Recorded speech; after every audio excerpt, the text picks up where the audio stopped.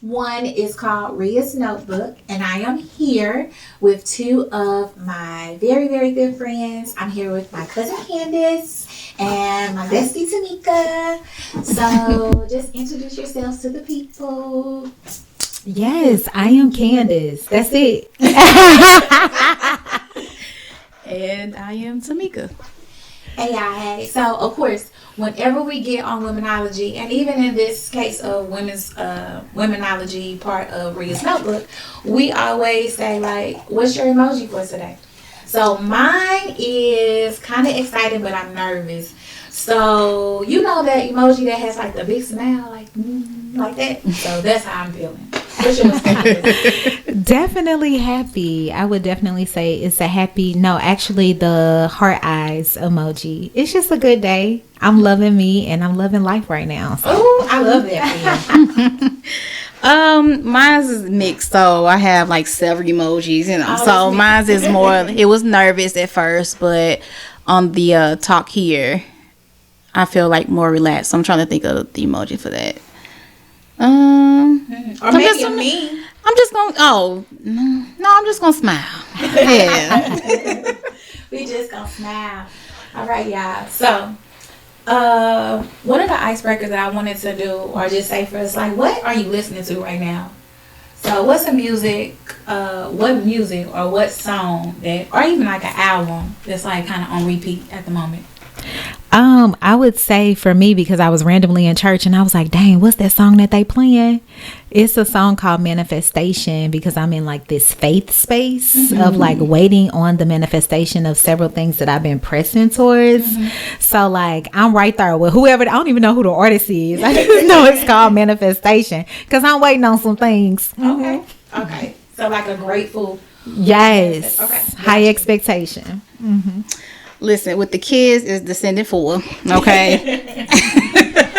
That hit though, because I started Descendant 4. No, seriously, the songs are on point. Okay, I'm singing it in the car. I'm singing it actually by myself. But if I am by myself, I'm going back to like the early 2000s. You know why? It's Gorilla. Is it Gorilla? Gorilla. Yeah, Glow.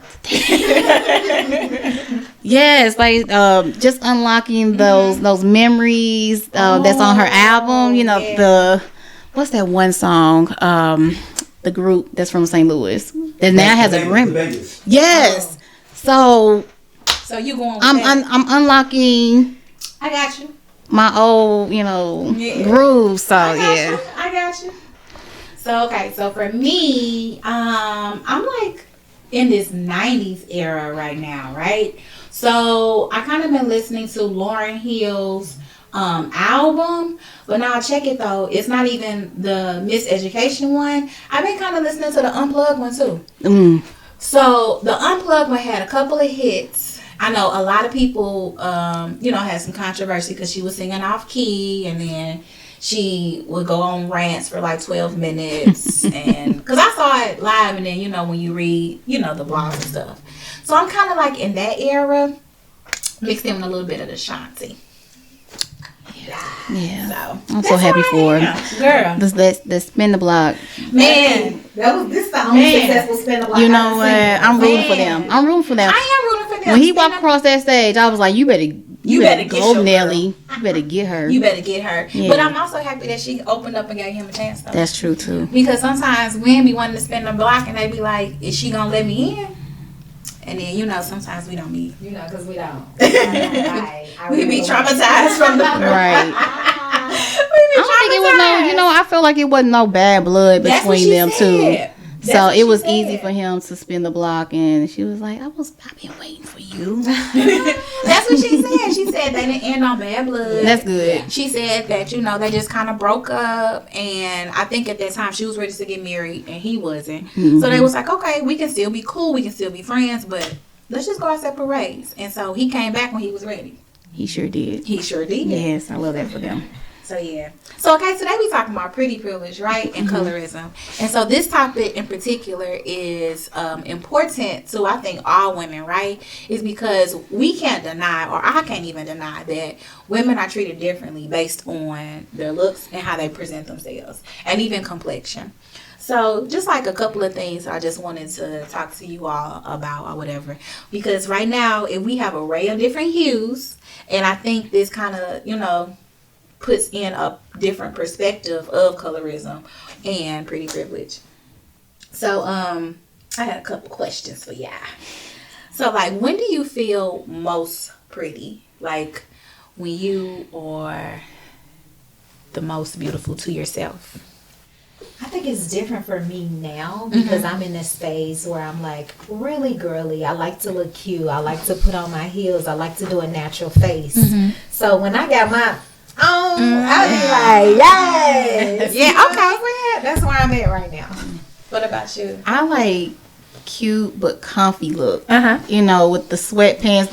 The fall season is my era right now. Ooh, because yes. you could put on a sweatsuit, or like a jogging suit. Yeah. With a trench coat and some tennis shoes and a ball cap, and I'm like, I'm in there because I need to be able to move around when stuff too tight, or because I'm dealing with my kids, so I want to be able to be cute but comfy. So I think for me, I feel the most prettiest is like similar when I have like my makeup on and my hair is cute and my nails are cute, and then I got cute little outfit. Then I be feeling really, really like, who's that girl?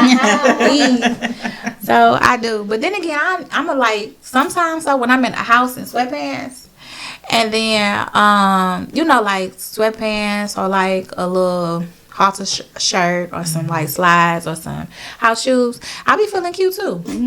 I be feeling cute. Like if my face is moisturized, I got my body butter on, I be feeling like, okay, body butter. I do. So I guess it just really depends on how confident you are inside, right? Because sometimes you be thinking like you're not even looking like nothing. I know we all been to like the grocery store, to the gas station, and you don't look like nothing. Lord. And then you get talked to or hollered at, like you see at least 10 people. You see 10 people. Yeah. But then the niggas, they be trying to come and talk to you. You like, I look like trash. Like, where are your standards, sir? So, yeah. But, so how has society changed their pretty standards? Because now, we were just talking about the 90s music and 2000s music. But now, like, with their standards previously, let's just talk about, like, the supermodel era in the 90s. You know how they was small, big boobs. Even black girls was like that. So I can't even say it was a white thing. Y'all want water? I'm good. Okay. Even black girls was like that. Like big boobs, still skinny. Tyra Banks was little. Naomi Campbell was little. And then if you look at Sister and Brandy, they were still small too. Yeah. So like, that's a different beauty standard. So what we have now. So like, how do y'all feel that the standards have changed? I think for me, being skinny, that era was a little bit easier versus, now the guys want the big butts and the bigger boobs. And so that was a struggle for me during the late 2000s. I would say like around 2010. I don't know if that's the era that's when, big booties. When BBL and so that was Nicki Minaj. So when they started getting the shots, I was like, oh, count me out. I don't even like the demo. You know what I'm saying? So that was a struggle for me. But now, kind of like reversing, that's not where it's at. A lot of them are actually regretting getting those shots now. So it's all for looking natural again. Now, I don't know about the lace fronts. I think that people are still, I guess it's still popular, but going natural is where it's at. Or just really just being who you are. Just choosing what you think is pretty is what's in. Yeah, what about you, Ken? I think it just depends on how you allow yourself to be influenced and what type of circles you roll in. Because for me, yeah, we go work out, but like, baby, at the end of the day, if we want that sausage McMuffin, we eating that sausage McMuffin. We definitely gonna eat that. And if you bloated, you just bloated. You know what I mean? They got pills for being bloated though. You do.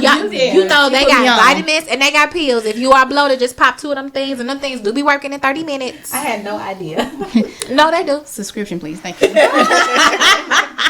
Girl, go to Target for the supplements. No, Beat the for bloat. Yeah, for real. Listen, that part. So yeah, I just really think it depends on that. But like, flat stomachs is still a thing. It is. Like, Yeah, how it you look at is. your, because I travel a lot, and that be a big thing in a group as far as like, okay, y'all working out, y'all got to get y'all beach bodies together. You know what I'm saying? So it's still pressure in that area. Yeah. But now I think for myself, it's more so like, am I healthy? That's Because a I'm good over one. 30, and you know, now it's like things change with your body, and so that's what's most important to me. But I do value a flat stomach. You know what I'm saying? I do value that. That would be nice. No, for real though. It's funny that you should mention that. My other friend, we talked about this. Like, it is a full-time job to keep a flat stomach over 30, over 35. It is a full-time job to try to keep a flat stomach over 35 for a woman. Now, I don't know about men and their bodies, but I know for a woman, had you had some kids, baby, it is hard. Very hard. It is hard. So yeah, so the flat stomach is still in, but you're right, girls are more curvier now. And so I think that is more appealing. And then you were talking earlier about like a natural beat, like a natural makeup face. But then again, some of these girls or women rather, they're not necessarily doing natural makeup faces. That's true. They're doing like glam faces. And I ain't that good with my makeup. Glam so- Monday through Friday is wild. Yes. That's wild to me. Yes. I can't even do a glam Saturday, Sunday. Okay. I Friday barely night. glammed up for today. What glam? Where? I cannot glam it up, and I'm perfectly fine with that. That I can do a natural beat and just like But I think for me though, and this is just I don't want to say part of an insecurity. It just helps me and makes me feel pretty is that I'll put on a little makeup, and so that may look like glow lotion. I still wear lip liner and some gloss. Wow, I okay. still wear lip liner and gloss back when I was 16 when the girls was doing it. So, and then mascara. So, you know, Yeah. that makes me feel pretty. But yeah, so like that standard has changed. The bodies have changed. What about like the complexion? So for me, because I'm darker skinned, and so growing up, that was a real struggle because you'll hear like, you cute to be dark skinned. Oh, I hate to hear that. But when you hear it so much, you start to believe that that's a compliment, right? And it wasn't until I was an adult till I realized like, nigga, no. That's not I'm a just cute, compliment. period. Right? Like, what? I'm just cute, period. You know what I'm saying? But Yeah. that spoke to the insecurity that was in me that hadn't healed yet. Okay. You know, for me to even shift to see, like, no, I'm cute, period. Like, Yeah. what you Period. mean? So once I made that shift, honestly, the compliments started to change. It didn't come to me in that manner, like, oh, you cute to be a dark-skinned girl, because I carry myself differently. Like, I am that girl. Right. That's the way to be. Like, as Yeah. far as like colorism, what like. Oh, I'm sorry for you. I have 2 light skinned little girls. So, I mean, I don't know. Like, do I see a difference in how I grew up? A little bit, you know, because they cute, you know, they my babies. But, you know, they are my goddaughters. I don't know. Like, I don't know. I feel like I was a cute girl too, but then I did have my insecurities because of my body shape. Oh, okay. So it wasn't really a color thing for me. So not necessarily for your hue, your Right. complexion. Right. Yeah. I guess for me, I've always kind of struggled with my complexion. You know, just wanting to be a deeper hue, wanting to be darker. But as far as like colorism, that's something I necessarily can't speak to, right? Because honestly speaking, you know, that's what they choose. They do choose, like everyone knows it. Cat Williams was clear. When you become a star, you get a light skinned ugly wife or a light skinned pretty wife, but you get a light skinned wife. Didn't he say that They though? was mad about that too. But he was telling the truth. Yeah. And you get, certain aspects and certain doors open, and you get certain privileges due to the aesthetic that they put together for you. True. And then a lot of times you have society with this aesthetic of the light skin, and then sometimes they automatically assume you get more, and sometimes you get bullied for your complexion because they automatically assume you get more. So I think that's something that I've thought about, and I've been bullied for it, but I don't necessarily feel, now this is just me speaking as a light-skinned person, I don't necessarily feel I've really experienced colorism based on the level as Candace or you, because like it's a different, it's just different. Like as she mentioned before, like getting told you're pretty to be a dark-skinned woman is not necessarily a compliment. Yeah, it's not. Yeah. You just need to be like, oh, you're pretty, period. You see what I'm saying? So that's not necessarily something that I have even, But it goes back to us. I'm saying us, just like people in society in general, just ascribing to that European standard of beauty. For sure. And so that's not even just an American thing. Like you're seeing that in Africa and other countries Asia as well. And it's like, wow, we are all tainted, as it relates to that perspective. Like, why is that the standard? And you got to think about what that was rooted in anyway. Like, Correct. Yeah. crazy. No, it was rooted in slavery, but it was also rooted in the caste system. Because even the way that I mentioned Asia or whatever, and you have your dark Asians, and then you have the ones that are fairer. The ones that are darker, they like, well, you worked in the farms or you worked in the rice fields, so you had a lot of sun, so therefore you must be poor or not as smart than the ones that are. And they have that in Southeast Asia. They have that same I don't know what to call it. Colorism, yes, but that same word gonna come to me because it's one brewing. But they have that same type of narrative in, like you said, different countries and all over. And you said you wonder where it came from. Of course, for us, for those who are Black American, I say slave Black. It comes from slavery, right? But then again, when you think about it, it comes from having money. Because just going back from our narrative in the history, the darker than the paper bag test. And so if you think, and I hate mentioning this, and some people get upset with me when I mention this, but like y'all know Jack and Jill, right? Have you ever noticed that the people that are in Jack and Jill are like light skinned or not as dark as a paper bag?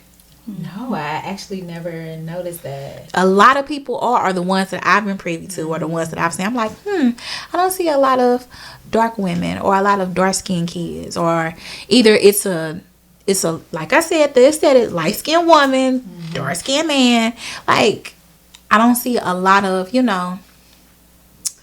I do see a lot of racial ambiguous children in Jack and Jan.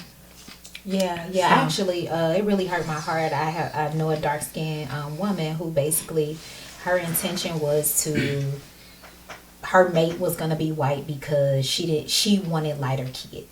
And so that was just like, dang, what type of damage has happened to your self-esteem to where like you're intentionally in this horrible relationship for the benefit of having fairer skinned kids, Light skinned. and you'd be surprised at how many people like that's their reality. And that really sucks because that speaks to an unhealed place in you. And many of us don't even realize that's an unhealed place because it's our norm. Yeah. Ugh. I hate that. What about you? This kind of goes back into, not to put my parents on blast, but I'm just like their friends and how the things that they talk about, it comes from like that generation too. The baby boomers. Oh yeah. And the silent generation. Yeah. So it's more like, even when I was dating, I would hear family members, that doesn't want to look dark. You don't want your kids to be dark, you know what I'm saying? So it's just like, no, I'm gonna love my kids no matter what they are. But it's just it just stems back from the society of what beauty's supposed to look like. And so I never agreed with that because I'm gonna love who I want to love. I just don't want them to be ugly. Now that's ugly people need love too. I get that. Ugly people need love too. Yes, I know, but I'm just you gotta look at them every day. So that's a good transition to the next question, because like, do you feel like you fit the pretty standard, the societal pretty standard, on what we see on Instagram, social media in general? See, I feel like right now we in this BBL era. So Yeah. it's that, and that's not, truth be told, that's not even pretty to me because the bodies are not aligning. They look crazy. It's just weird. But standard that we're seeing is giving BBL, is giving breast implants. But I feel like I fit the standard because I'm so confident in who I am. There's this lane of just natural beauty. And I walk in that lane heavy and happily. You know what I'm saying? With my head high, like I know that is me. You know what I'm saying? Yeah. I love that for you. What about you? I don't know. I still struggle with certain things. Yeah. So that's just something that I have to heal within. Yeah, I think sometimes I fit the beauty standard and sometimes I don't. Like, it just depends on the day. Yeah, I think that's what it is. Yeah, it depends on the day. Like, it depends on, like you said, like, some days you be looking real cute. So, yes, you fit the beauty standard. And then some days you be looking a little rough. A little rough. So, maybe not this beauty standard. Right. Maybe a little... I'm about to say something. Maybe a little Crenshaw beauty standard.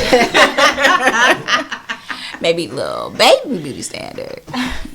So, maybe, things like that have changed.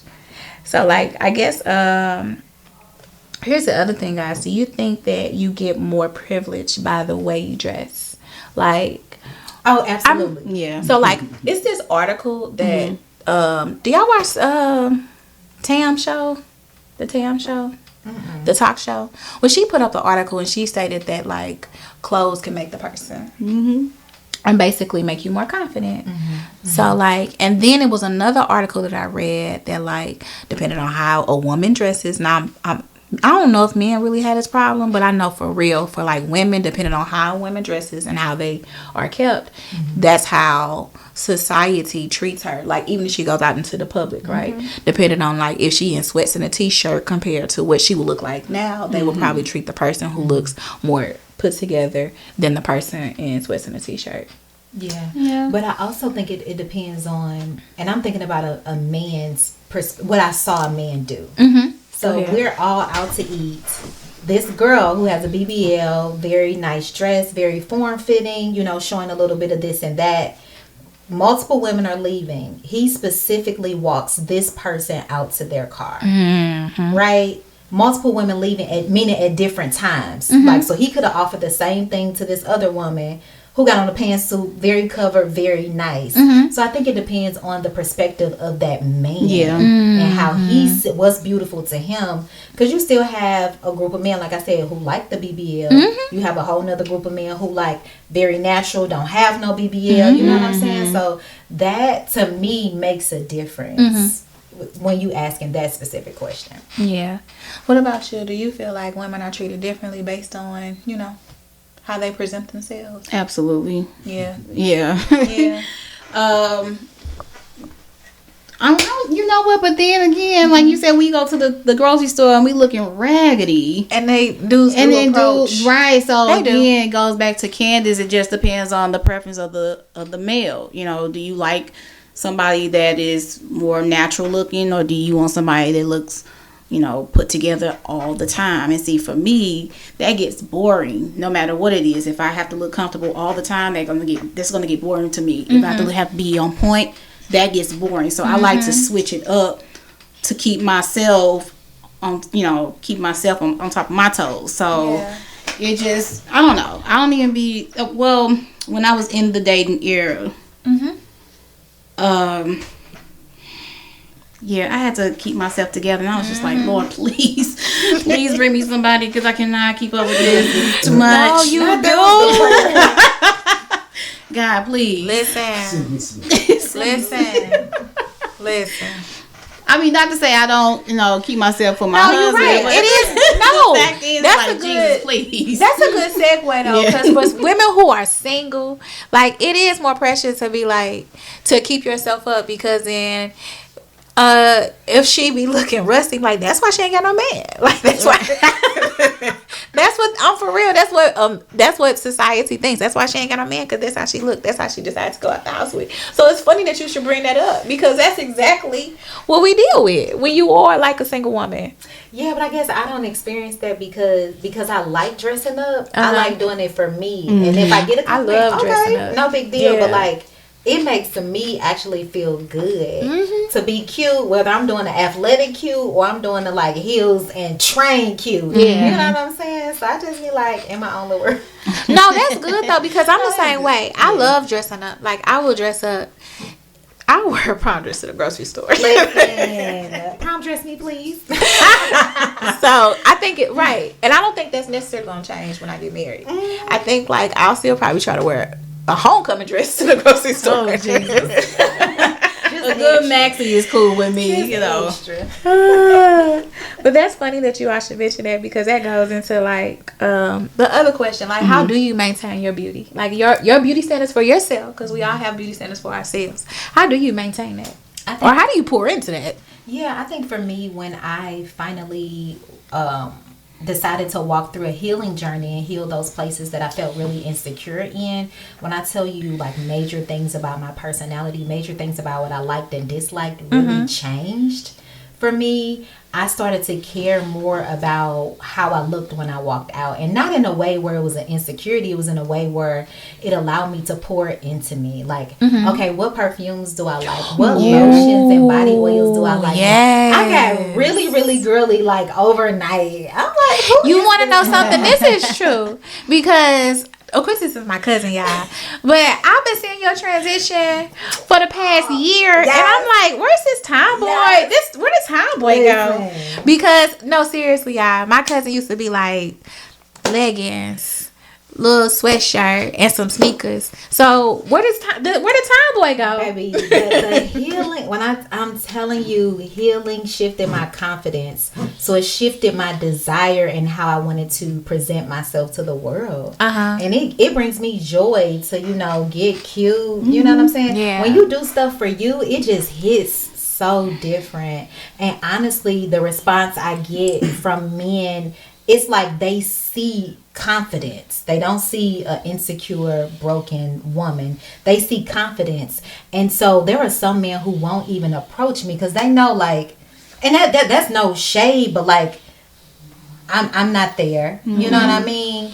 And even if it's just, I've gotten so many just genuine compliments. Not that I'm trying to talk to you, but like, I see the difference in you. Because I knew you in, you know what I mean? That's what I just said. Where's the tomboy? Yeah, I don't know where she's healed. She is healed, and she has evolved. Yes, she has. So we're not gonna say she's gone, but she has evolved. So yeah, what about you? How do you maintain that?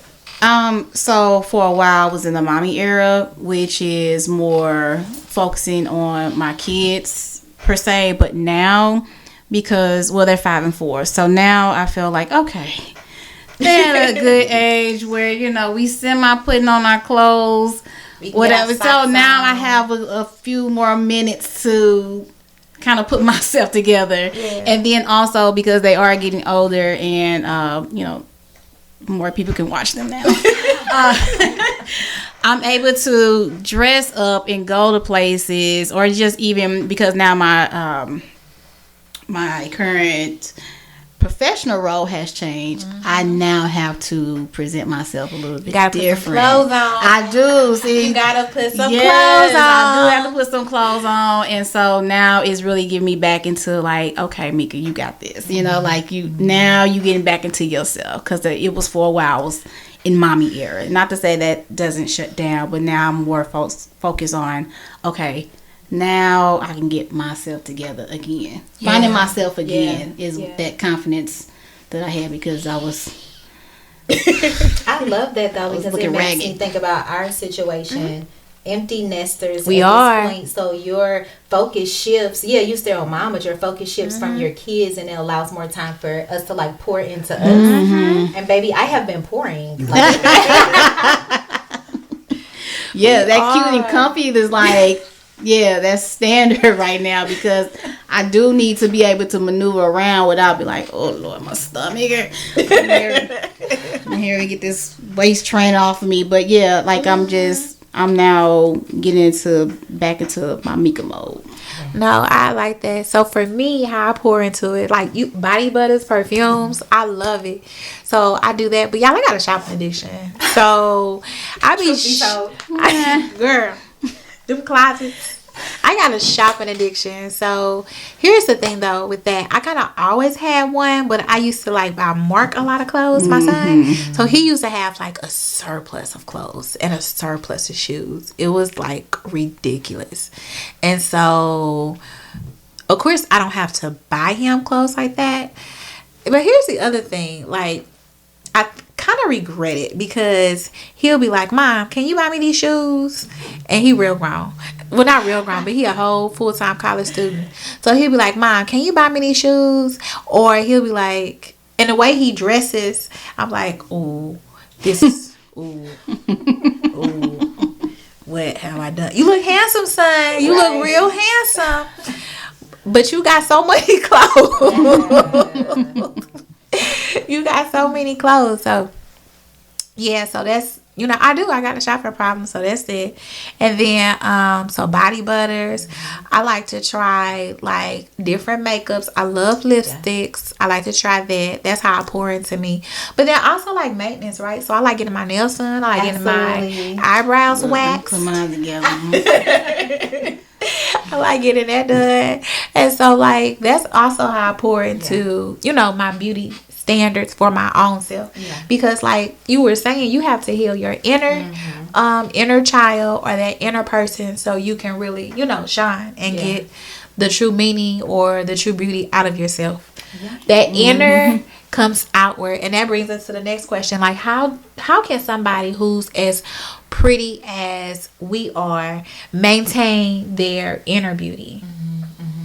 Well, therapy has been like a huge grounding for me. People will probably look at me like, okay, what do you go to therapy for? But I go to therapy like once a week. Same. Like I be not once a week, but I be there. It is so just, I don't know, you just have this space to just release, and this person is pouring back into you at the same time. It's just so healing, very therapeutic. And for me, managing that, that is a space that is sacred to me. So minimum, I have to go twice a month. That's just that's a part of my routine. Like that's a part of my budget. This is so important. I'm gonna pour into it financially, and that just really helps me maintain. And that helps pour into your inner beauty, and then it comes out, because it does radiate. It radiates out of you. What about you? I guess, like I said, going back into separating the wife, the mother, and really getting back into myself again. When I'm feeling unpretty, I do pray a lot. Just asking God for the confidence that I used to have. I think that has helped me a lot, is just being grounded in God. I have been on I don't want to say spiritual journey, because I feel like everybody's a spiritual being, so everybody goes on a spiritual journey until you die. That's just my opinion, because it just depends on like where you are at spiritually, but everybody goes through it. Like it just depends. So that's just how I look at things. But just being and trying to get closer to God is how I've been able to hear that inner child and radiate that inner beauty. And so then it helps me think about, what did I like when I was a little kid, and what was I drawn to when I was a little kid.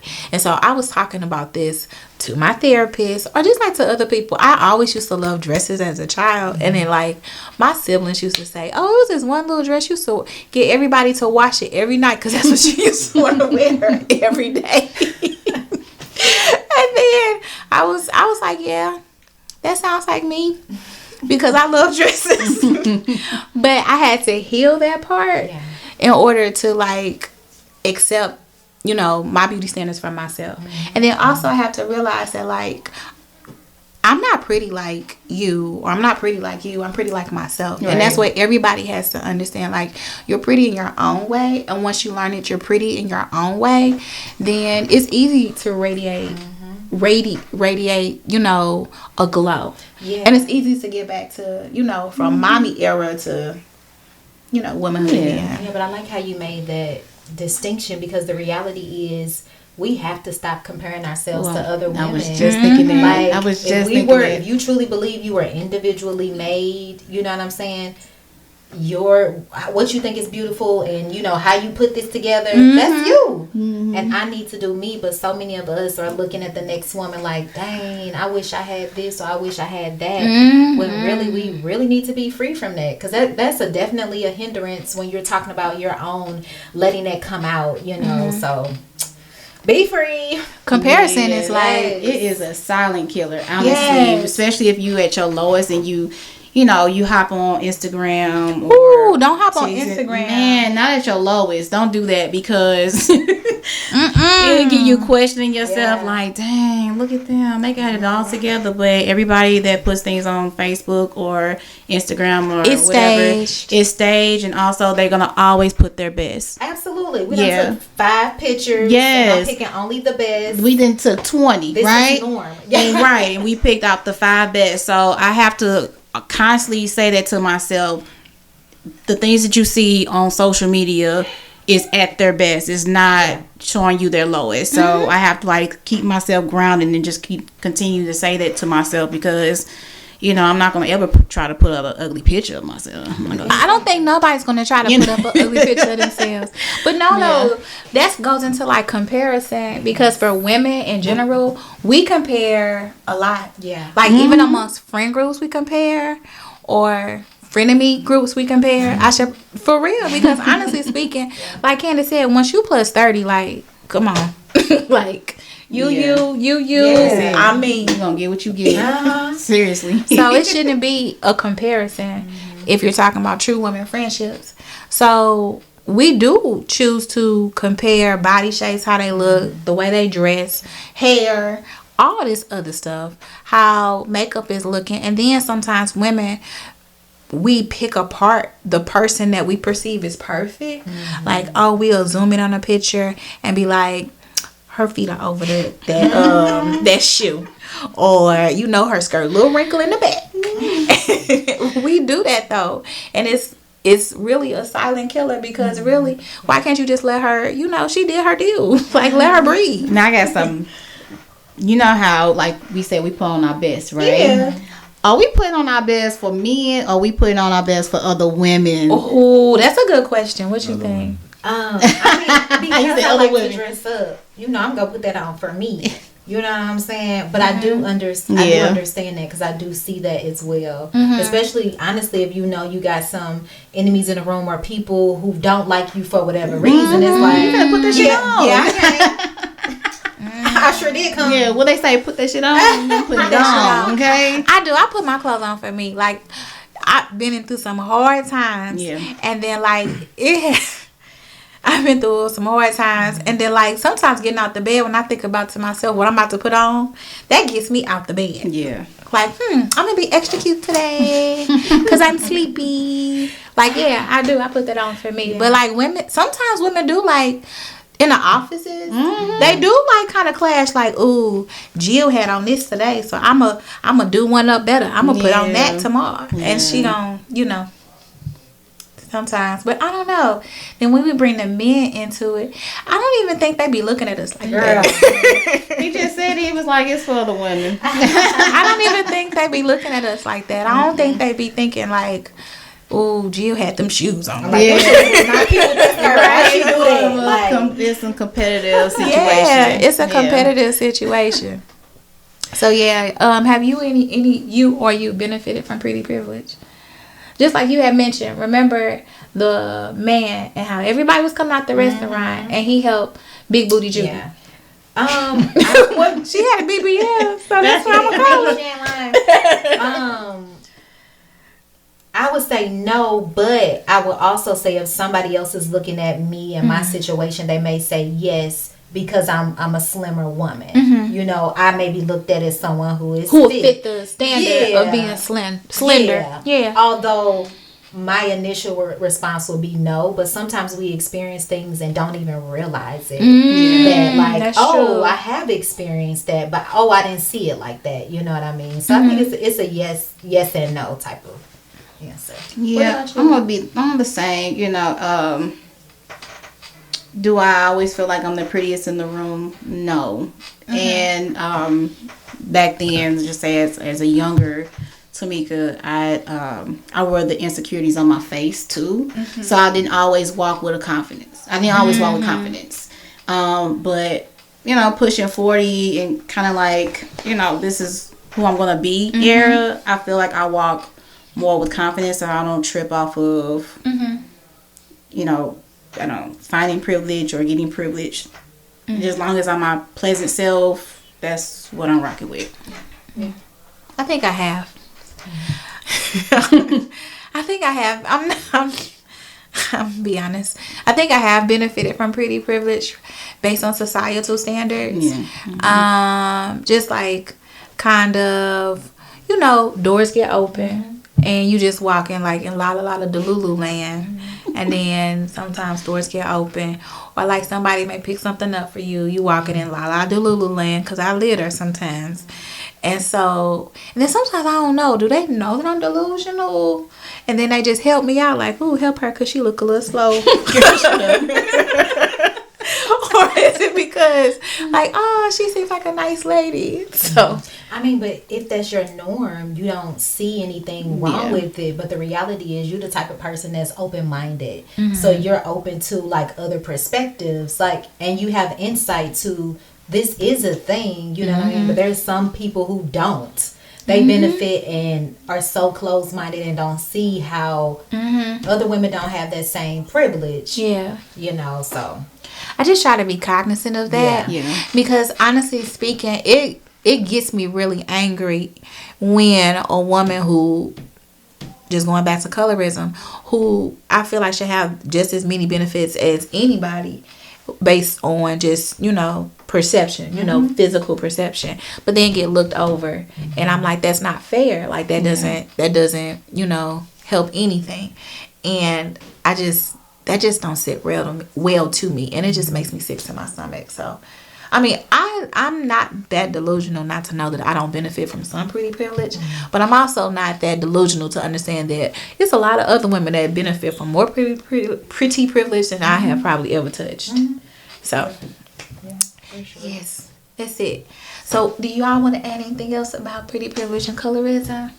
I think for me, the biggest takeaway I would say is be confident in who you are at the end of the day, because really none of that stuff even matters if you have the confidence, you know, like show up as you every time. People are going to respond to your confidence before they respond to how cute you are. Just remember that confidence speaks way louder than a cute face.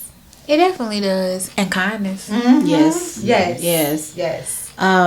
Just kind of like based on what you said too, but just going back to being my pleasant self, you know, not just being kind, being pleasant,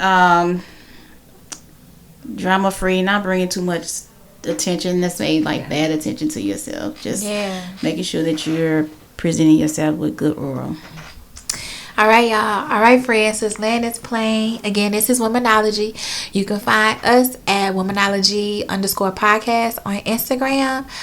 Again, this section is called Ria's Notebook. So episodes may be a little short, but they hit just the same. All right, y'all. Bye.